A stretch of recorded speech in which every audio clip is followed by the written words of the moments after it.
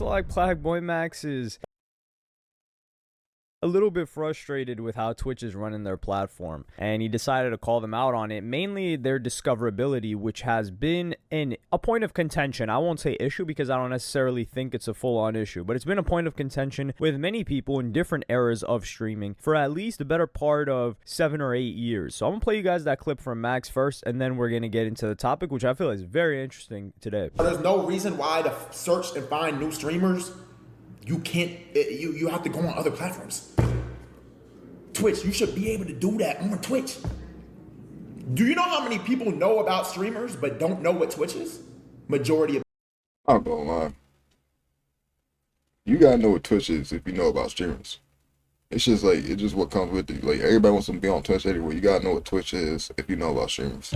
People that know streamers. Your average. Besides, like, people like actual speed and stuff, a lot of niggas not gonna know that he first came from Twitch.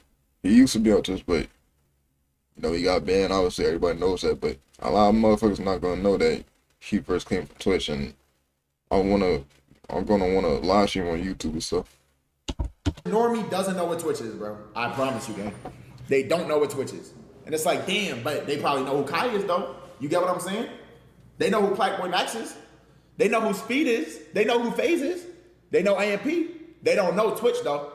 Facts. Just keeping the buck. It's true. And I mean, I ain't gonna lie, most AMP don't even be on Twitch like that. Besides, like, well, they all be on Twitch, but most of them don't really stream on Twitch like that. It really just be Kai, Phantom, and Agent. Yeah, bro. So hopefully they implement that, but if not, I'll do it for them. And don't let me get overly rich. As soon as I touch 100 M's, I'm starting my own platform, Twitch. That ass. I'm telling y'all right now. Sorry. I love y'all. I'll take a contract. That ass. I will. Give me some hush. Y'all shut up just like, who's a nigga who shut up? So here, one thing that I feel like is not contradiction, but if he says the average normie, which is like normal person walking around, like if you just ask someone on the street, oh, who's Kai Cenat, they may know, right? And then if you say, like, do you know what? No, they definitely don't know. I mean, he's famous outside of Twitch. Like, I ain't gonna lie, like, don't get me wrong, Kai, he started off with Twitch, but he's at a point he don't even need Twitch. Twitch is, they may say, what the hell is that?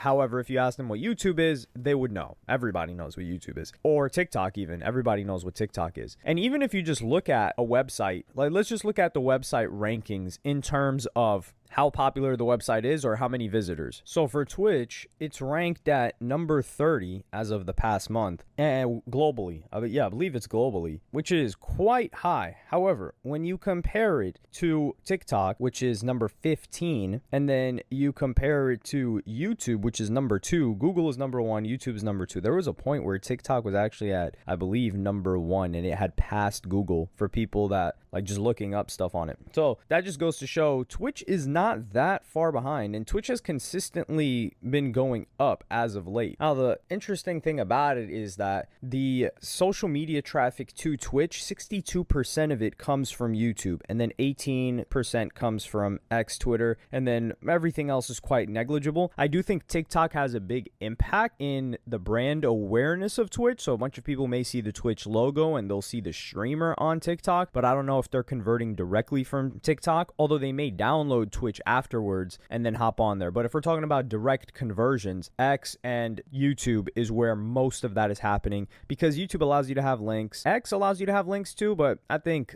a lot of these streamers are just posting their stuff on X or when they're going live maybe, and that's what causes the people to go to the site. So the thing that Max is talking about is if the problem is that a lot of people don't understand or know what Twitch is, then why would having a discoverability in Twitch make that problem solved or solve that problem? Because if they don't know about Twitch, they're not going to be on Twitch to watch clips to discover somebody. I do think the clipping system is great. Twitch has their own clipping system, by the way, which, funny enough, they've had it for forever, and people can post clips within Twitch and link it in different places, although it's not the same. People usually just post, they'll clip a particular Twitch streamer and post it in their chat to show them. It's disrespectful. It's not proper etiquette to post another streamer's Twitch clip in another streamer's chat, it's kind of like promoting somebody else. You are hijacking the stream, and it usually only happens if that person's talking about the other streamer and they know each other and they're within the same community. I think the expectation that Twitch, now the discoverability on Twitch, shit, I'll be advertising myself. is difficult. They've tried to do better things. For example, they have recommended categories now. They have recommended channels. They're kind of trying to do a For You thing. If you open Twitch on your mobile phone, you can kind of scroll through it like a feed and you see different streams, which is not the best thing because you're almost never going to run into a stream where somebody's like doing something crazy that's going to capture your attention as a hook in the first couple of seconds, like a TikTok or an IG reel is engineered to do. So that scrolling function is not like the greatest. However, I do think maybe a clipping, and I'm opening up Twitch on my phone right now as we speak. I think maybe like a clip tab within the Twitch application that has the same function as the homepage where you can just scroll through would be great, but they already have that. That would be a good ass feature though. Like when I go to like on the Twitch on mobile, there's a following on the top left, there's live, and there's clips. If I go to clips, I can just scroll through this and it shows me clips of people, most of which I'm seeing is people that I follow. Well, actually, I don't follow Plaqueboy. Nah, but anyways, it's probably, I ain't gonna lie, it's probably just would be like most AMP shit or like constant. I mean, there's other big streamers and that stuff too, but yeah, I don't know what I'm saying.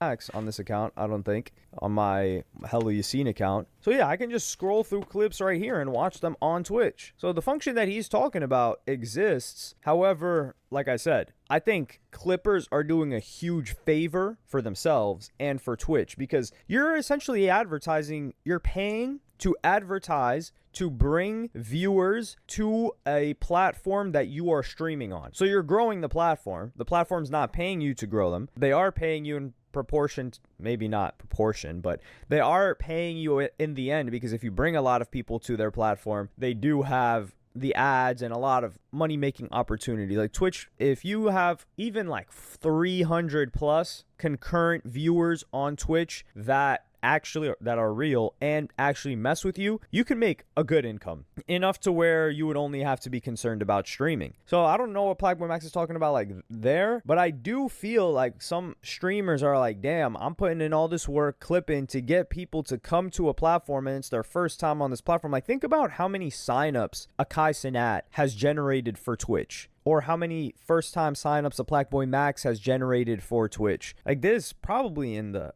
who knows, maybe 100,000 plus. And that is a lot of value for a company like Twitch. Like they're being built with these, they have like these guys wearing their jerseys, building up their platform. But also, I think the mainstream expectation of Twitch, which Twitch is the premier live streaming platform, I just don't think live streams are consumed in the same way that like a video on demand is consumed, or a streaming service is really not what holds it back, but maybe what prevents it from being so mainstream, because people have a lot of obligations. So if they're like, well, I don't know when this person goes live, and I don't know how long they're going to be live for, and I don't know what they're going to do when they're live, that stops people from watching somebody. But for example, like these events, I think these events work great for them because they say, okay, there's going to be a 3-day event, and this is what it's going to be about, and it's going to start at this time on live, and it's going to end on this time, or it's going to last for this long. And that's something that people can tune into. The reason why,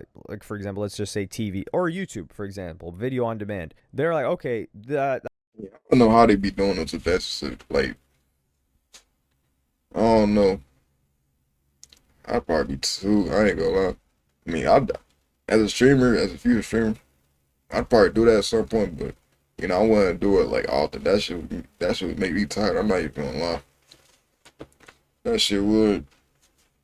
That's what the title and thumbnail of this video says. I know the duration of the video. I click on the video, and then if I feel like I've been misled or whatever the case may be, I click off and I watch something else, or I watch it and then I'm done. Or a TV show, for instance, they know what they're going to get. There's predictability. There's a time of week when it drops, or it all just drops at once. For example, like for Love Island has been a popular one with people. You know when it's going to happen. You know. I ain't gonna lie. I ain't been hearing people talk about Love Island recently. I have not been hearing people talk about that show recently. I don't know what it is, but yeah. I mean, they were talking about it like a few weeks ago, but now it's just like recently. People just ain't been talking about it. What's going to happen, and it's predictable. Twitch is a little bit unpredictable. And then I would say my last point is that Twitch grew initially as a community-based and community-focused gaming platform. Like the whole, and I don't remember who talked about this specifically, but they were saying like, yo, desktops versus IRLs, and people are saying like, yo, you're doing a desktop stream when a desktop stream is just the normal stream. Like a live stream, it was. I mean, how is that bad? Well, I mean, I ain't gonna lie, as a stream, like as a future streamer, I wouldn't want to do IRL streaming 24/7. Especially seeing what be happening in IRL streams, how these streamers would get randomly attacked, or like weird fans would just follow them or try to see their location and stuff. Like, nah, I'm good. I ain't gonna lie. I'm mainly gonna be a desktop streamer, but I do IRL streams sometimes. But you know, I wouldn't mainly prioritize IRL streams. It's like what's it called? Soluminati said once, like, yeah, that shit gets tiring. Like, if you ain't no big streamer, I wouldn't start with that. I wouldn't. Was a desktop stream. An IRL stream was the new thing that wasn't common. So it was built on gaming and communities around these games. So it was designed to be small. Like streamers within a game, for the most part, they kind of all knew each other. Now, I would say it's not all the way like that, but they, for the most part, like for example, like you talk about, oh, the 2K community, like they all knew each other. Everybody knew who streamed, and the community around Twitch was not so competitive. It was more like camaraderie, although there always was a tinge of people kind of like trying to use others. But it was like, hey, I'm done streaming, so let me host this person, which is actually a function that doesn't exist anywhere else. I don't know if YouTube definitely doesn't have it. Like someone's live streaming and then they send all of the viewers that are watching them to somebody else. That's what a host, or I think it's called a raid now. So I think Twitch is doing a great job, but I do think you guys as streamers are doing an even better job of growing Twitch by how big you guys get and keep advertising your main platform as Twitch. Now, maybe there's a frustration where you guys are like, damn, we're growing this platform and we don't have any stake in it, but hey,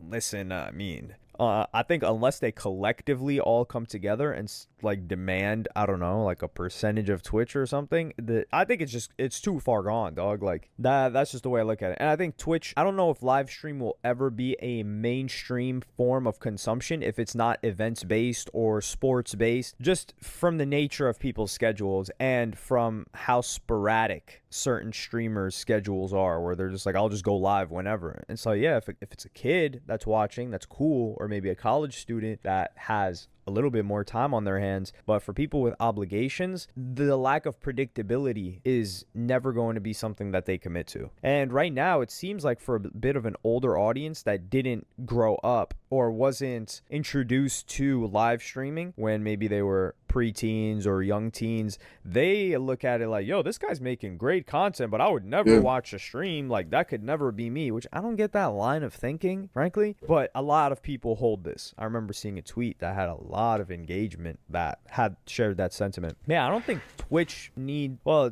could do some things to make streamers more discoverable in their own platform, and I think they're trying to do that, but the solutions that have been offered are kind of difficult. The funny thing is, the best solution... You wanna know what motherfuckers need to do? These apps need to just, I don't know, they need to make a section for like smaller channels making videos. That's just it. And that could be a way to make, these small channels more discoverable, like me. I'm gonna get to like 1,000 in like a year. I'm trying to get to 1,000 before this year ends. So, for a streamer to be discovered on Twitch is to get big via clips or outside of Twitch to build. Shit, small streamers be like that, but yeah, I did this to end the video. I ain't gonna lie. Shit, yeah, I spent like a few minutes trying to set up my mic and stuff and my camera and stuff again, but yeah, no, that's the end of the video. If you like the video, like, subscribe, follow my socials. We're on the road to 1K. Probably didn't even hear me. I ain't gonna lie.